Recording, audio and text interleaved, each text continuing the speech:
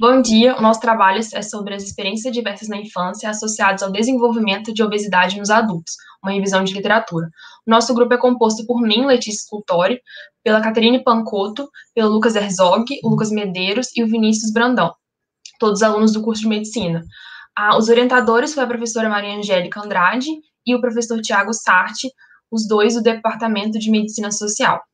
Bom, as experiências diversas na infância, ou EAIs, são eventos potencialmente traumáticos que ocorrem tanto no período assim, da infância em si, quanto na adolescência, ou seja, abrange de 0 a 17 anos de idade, os quais eles podem ser agrupados em 3 dimensões, que seriam a adversidade contra o indivíduo, um ambiente familiar disfuncional e a negligência, tanto dos pais ou da família em si, com aquela criança.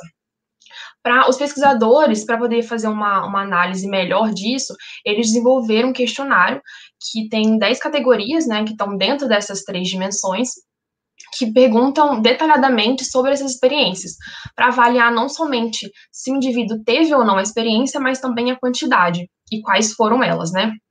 Sabe-se que esses traumas eles podem repercutir negativamente em adultos ao contribuir com o desenvolvimento de várias patologias, tanto físicas quanto psicológicas, ou às vezes as duas.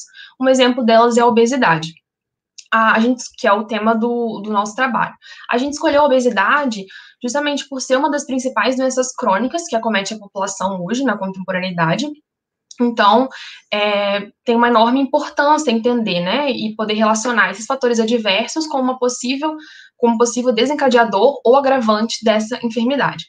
Aqui no banner tem um gráfico mostrando quão comum são essas EAIs, mostrando essa prevalência. Ele foi feito no Sistema de Vigilância do Fator de Risco Comportamental, e foi uma análise de 2011 e 2014 em 23 estados estadunidenses, para avaliar se tinha ou não essas EAIs. E eles viram, né, pela pesquisa, que 38% não tinham nenhuma EAI, ou seja, 62% possuíam pelo menos uma, um índice bem alto. Dentre elas, 24, uma, 13, 2, 9%, 3 e 16%, um número alto, de que possuíam 4 ou mais. Ou seja, ela é bem comum, tanto nessa pesquisa em si, quanto outras nos artigos que a gente utilizou, sempre a porcentagem era bem alta. Os objetivos desse trabalho seria compreender essa associação entre os traumas, né, e a obesidade, para que, entendendo ela como uma possível princípio da doença, que isso se torne viável aprimorar sua prevenção e seu tratamento. Dentro da metodologia, trata-se de uma revisão de literatura, foi utilizado como base o Cielo, o PubMed e o Google Acadêmico, limitando do período ali de 2007 a 2020. Os principais descritores utilizados foram 2 termos em inglês, que significam o trauma na infância e a obesidade, e as experiências adversas na infância relacionada com a obesidade na fase adulta. Foram encontrados 251 artigos, mas a gente selecionou 8 para poder fazer a análise e a confecção desse banner.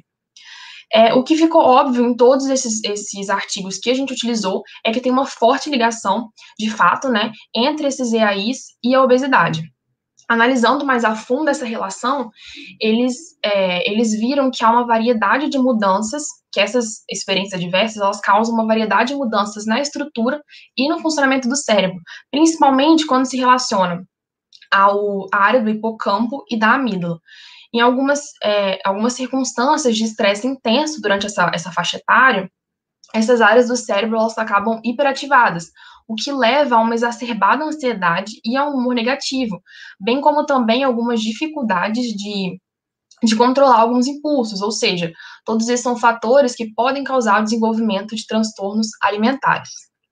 Além disso, devido a um estresse crônico, esses indivíduos que foram acometidos por esses traumas, eles têm uma maior propensão de uma disfunção do eixo hipotálamo, hipófise adrenal, o que acarreta uma resposta prolongada de cortisol, que é justamente conhecido como o hormônio do estresse, né, esses estímulos, e também uma dificuldade de recuperação dos níveis basais desse hormônio. Acaba que esse comportamento, ele está correlacionado com um aumento do consumo de uma comida chamada de afetiva, né, essa expressão que o indivíduo acaba encontrando a comida como um conforto, então come exacerbado e come coisas que acaba não devendo. Além disso, tem uma inflamação sistêmica que também está aumentada. Então, Ambos esses fatores, eles contribuem para a deposição da gordura visceral.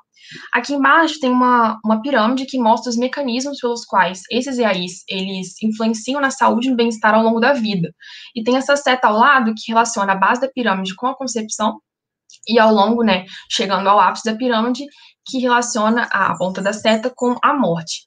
Na base, a gente tem uma história de trauma relacionada com as condições sociais e o contexto local que esse indivíduo vive, que essa criança, esse adolescente vive, e como, dependendo dessas circunstâncias, isso vai aumentar a chance de ter essas experiências adversas, o que pode ocasionar uma deficiência no neurodesenvolvimento, um prejuízo nesse neurodesenvolvimento, além de causar alguns impactos negativos, sociais, emocionais e cognitivos, alguns danos, né? E isso pode levar a uma adoção de um comportamento de risco à saúde desse indivíduo, que, por sua vez, como consequência, né, acaba vindo o surgimento de algumas doenças, alguns problemas sociais, o que afeta não só na qualidade de vida desse indivíduo, como pode também encurtar, levando a uma morte precoce, que é justamente o ápice ali da pirâmide. Bom, a análise que a gente fez por esse artigo, por esses artigos utilizados, é que, de fato, há uma inegável e notória relação direta entre esses EAIs com o desenvolvimento da obesidade e que, de fato, tem todos esses problemas psicológicos e físicos relacionados.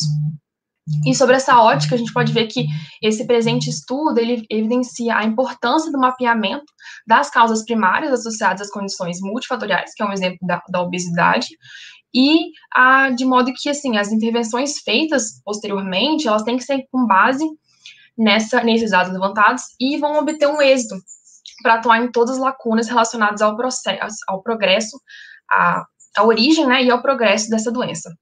Bom, para concluir, temos aqui todas as referências que foram utilizadas para a confecção do banner. Muito obrigada.